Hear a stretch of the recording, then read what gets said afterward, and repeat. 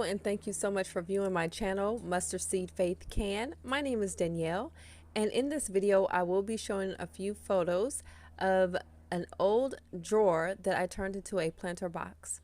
I poked a few holes at the bottom of the drawer, then added dirt as well as some green onions that I had from my refrigerator. This was a great DIY activity for my daughter and I. She truly enjoyed watching the onions grow and grow. I've actually had this planter box for about 3 years now. As you can see in some of the photos, it's getting some wear and tear, but those onions are still growing. I hope you enjoyed this video.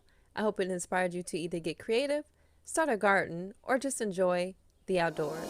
Thank you so much for watching. Please like, share, and subscribe.